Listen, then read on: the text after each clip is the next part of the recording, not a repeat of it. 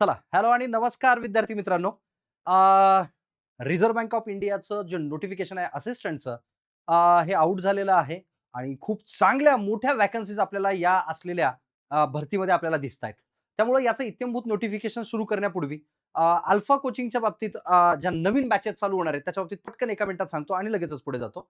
आपली नवीन बॅच पहिली अव्हेंजर्स बॅच 1 जी pre plus mains plus interview AFO plus general banking जी आपली चालू होणार आहे 12 मार्च पासून. सगळ्यात पहिली महत्त्वाची गोष्ट म्हणजे तर आणि या बाबतीतला इत्थंभूत व्हिडिओ तुम्हाला या YouTube चॅनलवरती सुद्धा मिळेल. याच्या सोबत सर याची सगळ्यात महत्त्वाची गोष्ट म्हणजे काय याची फीस किती असणार आहे?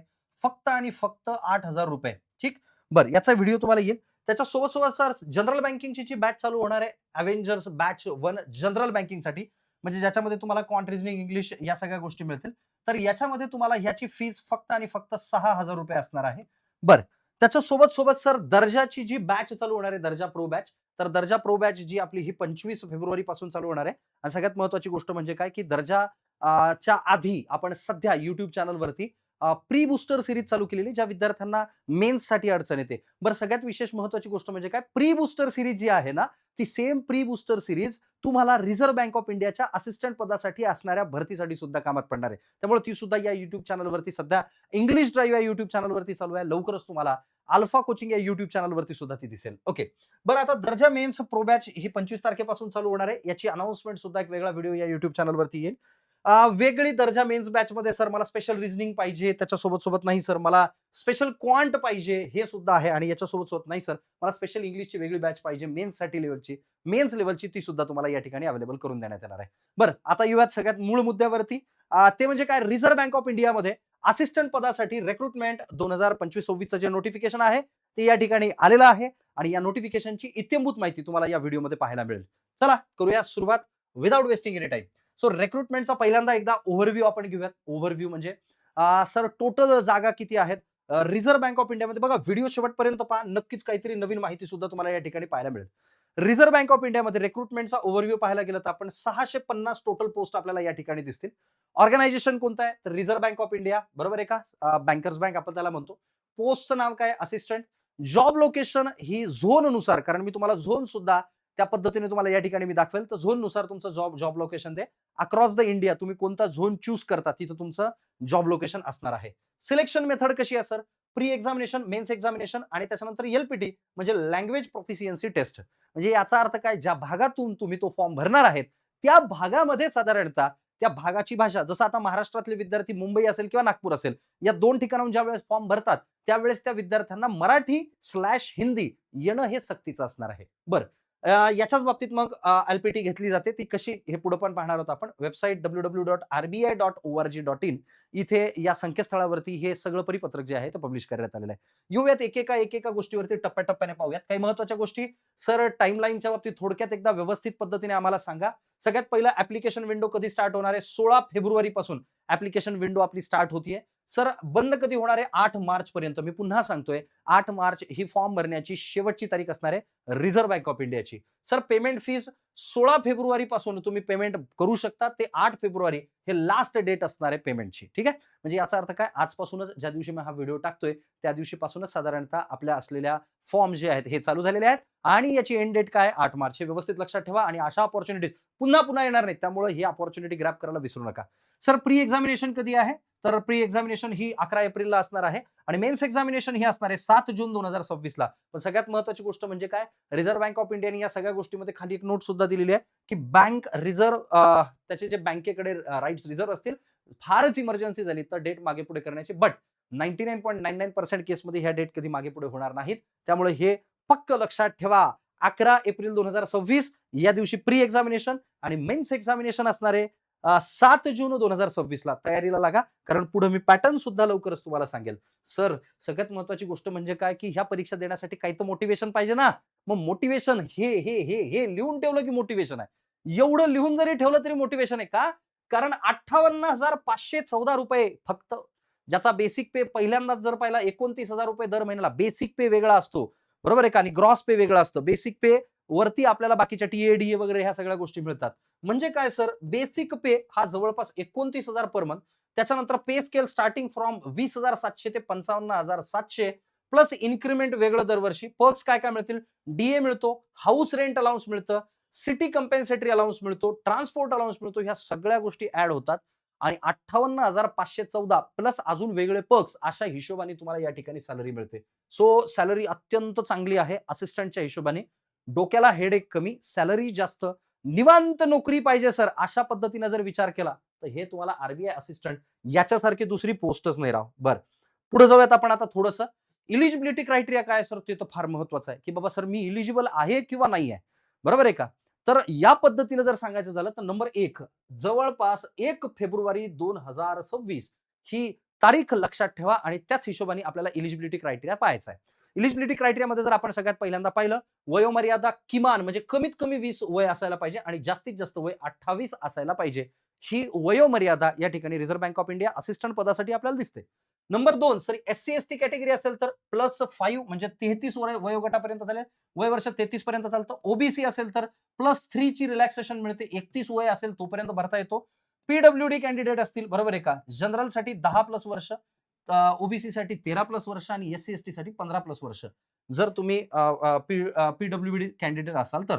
एक सर्व्हिसमॅनच्या हिशोबाने जर पाहिलं आपण तर जेवढा सर्व्हिस पिरियड झालेला आहे +3 वर्ष, जेवढा सर्व्हिस पिरियड झालेला आहे +3 वर्ष आणि मॅक्सिमम वय हे 50 असावं तरच तुम्ही एलिजिबल आहेत. त्याच्यानंतर जसं विधवा असेल म्हणजे विडोज असतील किंवा डायव्होर्स वुमन असतील 35 वयोगट आणि एससी एसटी कॅटेगरीमध्ये वय वर्ष 40 पर्यंत रिझर्व्ह बँक ऑफ इंडियामध्ये तुम्ही असिस्टंट या पदासाठी एलिजिबल आहेत. सर आरबीआयचा जर स्टाफ असेल जुना मॅक्सिमम 3 वर्ष, बरोबर आहे का? म्हणजे जी क्रायटेरिया आहे वयोमर्यादा आहे 28 प्लस याच्यासोबत सोबत 3 वर्ष, बरोबर आहे का? अशा पद्धतीचं एज रिलॅक्सेशन तुम्हाला या ठिकाणी दिसेल. बरं, पुढे जाऊयात आपण आता थोडंसं. सर इलिजिबिलिटी क्रायटेरिया आम्हाला वयोमर्यादेनुसार कळाला, पण इलिजिबिलिटी क्रायटेरिया आम्हाला एज्युकेशन नुसार कळेल. हो कळेल. तुमचं 1 फेब्रुवारी 2026 या दिवशीपर्यंतच तुमची डिग्री कंप्लीट असणं गरजेचं आहे. सर माझं बीए झालंय चालेल, बीकॉम झालंय चालेल, ओके. सर मला कुठल्याही परीक्षा असते चालेल, काहीही प्रॉब्लेम नाही, लागेल. पण एक गोष्ट लक्षात ठेवा, सर मी सध्या फायनल इयरचा विद्यार्थी आहे. मी इलिजिबल असेल का? तर नाही. लक्षात घ्या. 1 फेब्रुवारी पर्यंत तुमची डिग्री कंप्लीट असावी. मी फायनल इयरचा विद्यार्थी आहे म्हणून तुम्ही ही परीक्षा देऊ शकत नाहीत. सर माझी प्री एक्झामिनेशन पर्यंत माझी डिग्री कंप्लीट होईल, मेन्स एक्झामिनेशन पर्यंत डिग्री कंप्लीट होईल, चालत नाही. Final year student not eligible. Clear cut मुद्दा. डिग्रीला असताना कमीत कमी तुम्हाला 50% मार्क असायला पाहिजेत. कमीत कमी 50% मार्क. आता जसं ऍग्रिकल्चरचे स्टुडंट असतील तर 50-55% आपलं तसंही पासिंग असतं. तर तिथून पुढे आपल्याला पाहिजे. दुसरी महत्वाची गोष्ट म्हणजे काय? वर्ड प्रोसेसिंग पॉवर म्हणजे तुम्हाला मायक्रोसॉफ्ट वर्ड म्हणा किंवा बाकीच्या सगळ्या गोष्टींचं नॉलेज असणं गरजेचं आहे. वर्ड प्रोसेसिंग पीसी वरती तुम्हाला करता आलं पाहिजेत. ठीक आहे. एक्स सर्व्हिसमॅन साठी थोडंसं वेगळा क्रायटेरिया दिलेला आहे. ग्रॅज्युएट प्लस मॅट्रिक्युलेशन प्लस 15 वर्षाचा डिफेन्स सर्व्हिसचा अनुभव. आलं लक्षात की बाबा तुम्हाला ग्रॅज्युएट असलं तरी चालेल, तुम्हाला मॅट्रिक्युलेट म्हणजे मॅट्रिक झालेली असेल चालेल, प्लस तुमचा 15 वर्ष हा भारतीय म्हणजे जे डिफेन्स सर्व्हिसेस आहेत, इंडियन डिफेन्स सर्व्हिसेस जे आहेत, त्या सर्व्हिसेसमध्ये तुम्हाला किमान 15 वर्षांचा अनुभव असणं गरजेचं आहे. म्हणजे तिथे तुम्ही सर्व्हिस केलेली असणं गरजेचं आहे. थोडंसं जाऊयात पुढं. आता झोन वाईज थोडंसं व्हॅकन्सीजला डिवाइड करूयात. ओके. म्हणजे नोटिफिकेशन आपण थोडंसं चिंधड्या आपल्या भाषेत सांगायचं तात्पर्य आणि जर समजा आपल्या एस-एम सरांच्या भाषेत दणकट पद्धतीने जर पाहायचं झालं तर आपल्याला या ठिकाणी दिसतील झोन वाईज व्हॅकन्सीज. आता पहिल्यांदा इकडचा साईड येतो नॉर्थ झोन, इकडचा ईस्ट झोन येतो. आपण प्रामुख्यानं वेस्ट झोन मध्ये येतो आणि इकडं खालच्या साईडला येतो साऊथ झोन. पण एक गोष्ट लक्षात ठेवा, सगळ्यात महत्वाची नोट मी इथे लिहून ठेवली. Candidate can apply for vacancies in one office only. एकाच ठिकाणी अप्लाय करता येणार आहे. बोंबलत इकडं तिकडं करताच येणार नाहीये. बरोबर. मग आपल्याला सगळ्यात जास्त महत्वाची गोष्ट काय की आपल्या महाराष्ट्रातले विद्यार्थी सगळ्यात जास्त आपण तर कोणत्या झोनमध्ये येतो, तो वेस्ट झोनमध्ये येतो. तर मुंबईसाठी मुंबई हेडक्वार्टरला जवळपास 249 जागा आणि नागपूरला 17 जागा अशा जर व्यवस्थित पद्धतीने मोजल्यात आपण तर 266 जागा टोटल 266 जागा ह्या आपल्याला महाराष्ट्रासाठी व्यवस्थित पद्धतीने दिसतील. महाराष्ट्रासाठी. त्याच्यामुळं खूप चांगली अपॉर्च्युनिटी आहे. ही गमावू नका. कारण रिझर्व्ह बँक ऑफ इंडिया सारखा दुसरा जॉब मला नाही वाटत कुठला आहे. त्यामुळे डेफिनेटली आपण हे करावं. मुंबई 249 आणि नागपूरसाठी 17 अशा पद्धतीने तुम्ही या झोनमध्ये करू शकता. एका ऑफिससाठी तुम्ही एका वेळेस एका ऑफिससाठीच अप्लाय करू शकता. त्यामुळे मोस्टली आपले सगळेच मुलं वेस्ट झोन मधून मुंबई आणि काही मुलं नागपूर अशा हिशोबाने अप्लाय करू शकतात. बरं, याच्यासाठी सगळ्यात महत्वाची गोष्ट काय आहे की सर स्कीम ऑफ सिलेक्शन कसं आहे, कशा पद्धतीने सिलेक्शन होणार आहे. तर पहिलं आहे फेज 1 म्हणजे प्री एक्झामिनेशन, दुसरं आहे फेज 2 म्हणजे मेन्स एक्झामिनेशन, नंबर 3 आहे ते म्हणजे फेज 3 लँग्वेज प्रोफेशन म्हणजे एलपीटी, थोडक्यात सांगण्याचं तात्पर्य एलपीटी. आता प्री एक्झामिनेशन ऑब्जेक्टिव्ह टाइप आहे, सगळ्या पोरांना माहिती आहे. हे ऑब्जेक्टिव्ह मेन्स ऑब्जेक्टिव्ह टाइप आहे आणि एलपीटी ही क्वालिफाईंग म्हणजे तुम्हाला यायला पाहिजे थोडक्यात. सर याला निगेटिव्ह मार्किंग असते का? हो, 0.25 निगेटिव्ह मार्किंग ही तुम्हाला या ठिकाणी प्री मेन्स दोन्ही ठिकाणी तुम्हाला पाहायला मिळेल. आता जाऊयात पुढं, की सर हे सगळं आम्हाला समजलं. पण फेज 1 प्री एक्झामिनेशनचा पॅटर्न कसा असतो, मेन्स एक्झामिनेशनचा पॅटर्न कसा असतो? मुळात एका विद्यार्थ्याने तुम्हाला आज सकाळी शॉर्ट नोटिफिकेशन टाकल्यावर विचारलं, "सर त्याच्या इंटरव्ह्यूची तयारी कशी करायची?" तर बाळांनो त्याला इंटरव्ह्यू नाही, एलपीटी असतं, इंटरव्ह्यू नाहीये. कारण तुम्ही जर पाहिलं असेल गव्हर्नमेंटनी ऑफिस असिस्टंट या पदासाठी म्हणजे असिस्टंट या पदासाठीच्या असलेल्या ज्या इंटरव्ह्यूज आहेत, ते इंटरव्ह्यूज कॅन्सल केलेले, ते इंटरव्ह्यूज होत नाहीत. ऑफिसर पदासाठी मात्र प्री मेन्स आणि इंटरव्ह्यू असं असतं. याला प्री मेन्स आणि एलपीटी अशा पद्धतीने आहे. आता प्रीच्या पहिल्या फेजला आपण जर म्हणलं प्री एक्झामिनेशन, तर सिलेबस कसा आहे सर, पॅटर्न कसा आहे? सगळ्यात पहिला आहे इंग्लिश लँग्वेज, बरोबर आहे का? आता इंग्लिशचं महत्त्व मला वाटतं मला सांगायची गरज नाही. सकाळी दररोज लेकरं द हिंदू एडिटोरियल बघतायत. त्याच्यामुळं त्या लेकरांना इंग्लिश बाबतीतली भीती ही तशीच निघून गेलेली आहे. इंग्लिश या विषयाला तुम्हाला इथं दिसेल 30 मार्क आहेत आणि 30 प्रश्न आहेत आणि 20 मिनिटं दिली जातील. न्यूमेरिकल एबिलिटी म्हणजेच कोणता? आपला क्वांटिटेटिव्ह एप्टिट्यूड, बरोबर आहे का? क्वांटिटेटिव्ह एप्टिट्यूडला 35 प्रश्न आणि 35 मार्क, 20 मिनिटे. त्याच्यानंतर एल-आर म्हणजे लॉजिकल रिझनिंग, याला रिझनिंग एबिलिटी म्हटलं. 35 प्रश्न, 35 मार्क आणि 20 मिनिटं. असे टोटल 60 मिनिटं म्हणजे 1 तासाचा पेपर आहे आणि मार्क हे मॅक्सिमम मार्क हे तुम्हाला 100 प्रश्न, 100 मार्क 1 तास. बरं. सर सगळ्यात महत्त्वाची गोष्ट म्हणजे काय? यांच्या शॉर्ट लिस्टचं कसं आहे सर? शॉर्ट लिस्ट कसं होणार आहे याच्यात? सॉरी. हां, याच्यात शॉर्ट लिस्ट कसं असणार आहे? म्हणजे काय रेशो असणार आहे? अप्रॉक्सिमेटली 10 टाइम्स ऑफ अप्रॉक्सिमेटली काय म्हणतोय मी? Sorry, sorry, sorry, sorry. Okay. Approximately set करून देतो एकदा याला. ओके.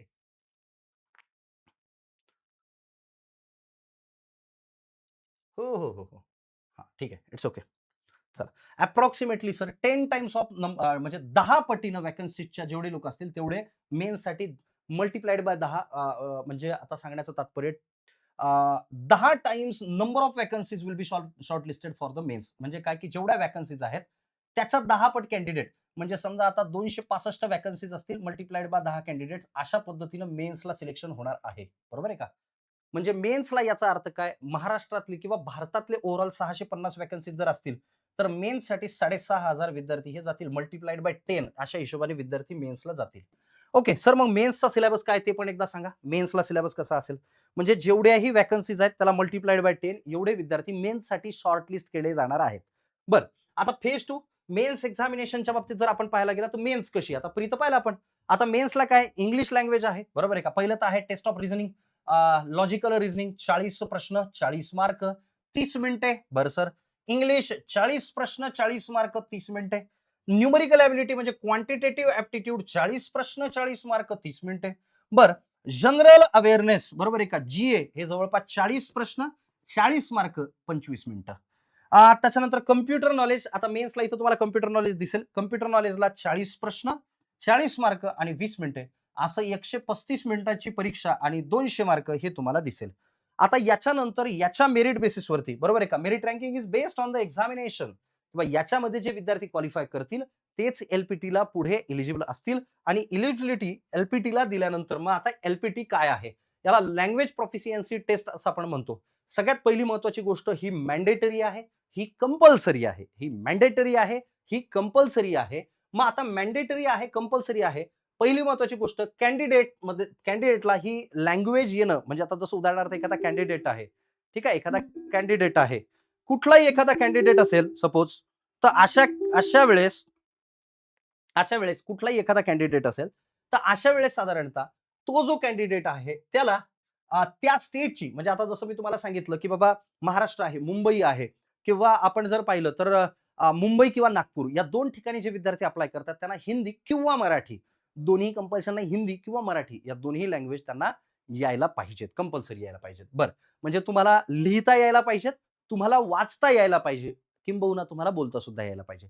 या पद्धतीने तुमची एलपीटी होईल. सर लोकेशन कुठे असेल, कुठे होईल ही एलपीटी, कुठे होईल, कशा पद्धतीने होईल? क्रुशियल रूल एक त्यांनी पर्टिक्युलरली दिलेला आहे. म्हणजे बघा, प्रोफिशियन्सी टेस्टमध्ये रीडिंग तुम्हाला वाचता यायला पाहिजे, रायटिंग लिहिता यायला पाहिजे, बोलता यायला पाहिजे आणि तुम्हाला समजली सुद्धा पाहिजे. मराठी किंवा हिंदी, जे कोणती लँग्वेज तुम्हाला त्या आता प्रत्येक रिजनची वेगवेगळी, प्रत्येक ऑफिसची वेगवेगळी लँग्वेज तुम्हाला नोटिफिकेशनमध्ये दिली आहे. पण आपल्या महाराष्ट्राच्या हिशोबाने पाहिलं आपण तर मुंबई, नागपूर तिथे हिंदी आणि मराठीच आहे. मग अशा कंडिशनमध्ये जर आपण पाहिलं तर ती बोलता आली पाहिजे, समजली पाहिजे, लिहिता आली पाहिजे, वाचता सुद्धा आली पाहिजे. हे महत्त्वाची गोष्ट आहे. त्याच्यानंतर सगळ्यात महत्त्वाचं, जर समजा कॅन्डिडेटला प्रोफिशियन्सी टेस्टमध्ये जमलं नाही, ऑफिशियल लँग्वेज जमली नाही, तर मग काय फरक पडणार आहे सर? नाही. डिस्क्वालिफाय करतील, डिस्क्वालिफाय करतील. लक्षात ठेवा. लोकेशन कुठं सर? या एल-पी-टी टेस्टचं लोकेशन कुठं आहे? किंवा रिस्पेक्टिव्ह रिजनल ऑफिसेस जिथं कुठं तुम्ही फॉर्म भरलाय, ज्या रिजनच्या हिशोबाने तुम्ही फॉर्म भरलाय, त्या रिजनल ऑफिसच्या तिथे तुमची एल-पी-टी ही मेन्स क्वालिफाय होऊन गेल्यानंतर मग एल-पी-टी तिथे होईल. बरं. सर एका पोराने मला सकाळी मी बघितलं, की एका पोराने मेसेज टाकला होता मला, की सर याची डिफिकल्टी लेव्हल काय असते? डिफिकल्टी लेव्हल जर आपण बघायला गेलं, असिस्टंटची परीक्षा आहे, त्याच्यामुळे डिफिकल्टी लेव्हल ही कंपॅरेटिव्हली सोपी आहे. म्हणजे फार जास्त डिफिकल्ट पेपर आहे अशातला भाग राहत नाही. पण मूळ मुद्दा काय येतो, की जर समजा पेपर सोपा असेल, तर याच्यामुळे याचे कट ऑफ जास्त लागतात. आणि त्याच्यावरचा लवकरच एक व्हिडिओ मी तुम्हाला याच YouTube चॅनलवरती तुम्हाला डेफिनेटली मी प्रोव्हाईड करेल. त्याच्यामुळं अजूनही जरी या व्हिडिओला किंवा लाईक केलं नसेल किंवा या चॅनलला सबस्क्राईब केलेलं नसेल, तर सबस्क्राईब करून ठेवा. बरं, आता जाऊया पुढे आपण थोडंसं. सर ॲप्लिकेशन प्रोसेस काय आहे? रजिस्ट्रेशन करणे, त्याच्यानंतर मग फॉर्म फिल करायचा नेहमीसारखा आपला आहे. त्याच्यानंतर फोटो, सिग्नेचर, थंब इम्प्रेशन आणि डिक्लेरेशन अपलोड करायचं. त्याच्यानंतर चौथा मुद्दा तो म्हणजे पेमेंट करायचं. पुढे जाऊयात आपण आता थोडंसं सर कसं करायचं काही याच्या बाबतीत मी आधीच म्हणजे कॅफेमध्ये जाताना आता बरेच विद्यार्थी काय करतात नेट कॅफेमध्ये जातात. जे विद्यार्थी नवीन आहेत, जुन्या पोरांना माहिती आहे. पण जे पोरं नवीन आहेत त्यांना माहित नसतं, की सर आता मी आयुष्यातला माझा पहिला फॉर्म भरतोय. असेही बरेच लोक असतील. मग अशा लोकांसाठी काही गोष्टी लक्षात ठेवा. तुम्हाला पासपोर्ट साइज फोटो घेऊन जायचा आहे 4.5 सेंटीमीटर बाय 3.5 सेंटीमीटर. ते कापून न्यायचा नाही तसा. म्हणजे ते अपलोड करताना ही साईज असली पाहिजे. आणि साईज त्याची असली पाहिजे 20 केबी ते 50 केबी. म्हणजे ऑलरेडी तुम्ही जर कुठं फॉर्म भरणार असाल किंवा स्वतः भरणार असाल, तर पहिल्यांदा ही तयारी करून घ्यायची. बरोबर आहे का? म्हणजे जसं युद्धावर जाताना आपण पहिल्यांदा तयारी करून घेतो, तलवारी घासतो, तशा पद्धतीने ही तयारी करून घेणं गरजेचं आहे. जसं आपण आता दर्जा मेन्स चालू करण्याच्या आधी प्री बूस्टर सीरीज चालू केली, ज्याचा फायदा तुम्हाला डायरेक्ट इकडे होणार आहे. ते लक्षात ठेवा. बरं, मग आता फोटोग्राफ तुमचा 4.5 सेंटीमीटर बाय 3.5 सेंटीमीटरचा असावा साईजनुसार ऑनलाईन. त्याच्यानंतर 20 केबी ते 50 KB signature black ink on white paper. हे लक्षात ठेवा. बरेच पोरं ना हे करत नाहीत. Black ink with white paper 10 KB ते 20 केबी आणि कॅपिटल लेटर्समध्ये तुमची सिग्नेचर नसावी. त्याच्यानंतर लेफ्ट थंब इम्प्रेशन डावा अंगठा ब्लू इंकने जनरली आपण करू शकतो. व्हाईट पेपरवरती उमटवायचा. आणि त्याच्यानंतर हँड रिटन डिक्लेरेशन. इथं तुम्ही डिक्लेरेशन द्यायचं. तुमचं नाव, name of the candidate, hereby declare that all information submitted by me. है ना? तर ही सगळी करेक्ट आहे. असं एक डिक्लेरेशन लिहून ते तुम्हाला त्या ठिकाणी अपलोड करायचं आहे स्वतःच्या हँडरायटिंगमध्ये. ओके. त्याच्या म्हणजे फॉर्म भरताना ह्या सगळ्या गोष्टी तुम्हाला लागणार आहेत. पुढे जाऊयात आपण आता. सर जर सपोज आम्ही एस-सी-एस-टी कॅन्डिडेट असू किंवा अशा पद्धतीनं तर आम्हाला एस-सी-एस-टी, ओ-बी-सी किंवा पी-डब्ल्यू-डी कॅन्डिडेट असू जर सपोज आम्हाला, तर याच्यासाठी काही प्री एक्झाम ट्रेनिंग्ज असतात. तर प्री एक्झाम ट्रेनिंग ज्यांची इच्छा आहे त्यांनी 10 मार्च 2026च्या आधी एस-सी-एस-टी, ओ-बी-सी, पी-डब्ल्यू-डी हे जे कॅन्डिडेट्स आहेत यांनी ईमेल करायचा रिजनल ऑफिसला आणि त्यांना सांगायचं आम्हाला प्री एक्झाम ट्रेनिंग थोडंसं आम्हाला प्रोव्हाईड केलं जावं. म्हणजे तिथे तुम्ही सांगू शकता किंवा साइट व्हिजिट करू शकता cgrs.ibps.in फॉर क्युरी तुम्ही तिथे व्हिजिट करू शकता. या पद्धतीनं पूर्णच्या पूर्ण नोटिफिकेशन तुम्ही पाहू शकता. सगळ्यात महत्त्वाची गोष्ट म्हणजे काय? तुम्ही प्रिपरेशनला स्टार्ट करावं रिझर्व्ह बँक ऑफ इंडियासाठी आणि सगळ्याच विद्यार्थ्यांना येणाऱ्या परीक्षेसाठी खूप खूप शुभेच्छा. बेस्ट ऑफ लक. पहिला व्हिडिओ आपला हा डिटेलमध्ये पहिल्यांदा आपल्या YouTube चॅनलवरती येतोय. त्यामुळे डेफिनेटली लाईक करून ठेवा आणि चॅनलला सबस्क्राईब करून ठेवा. भरपूर माहिती तुम्हाला मिळेल. Thank you so much.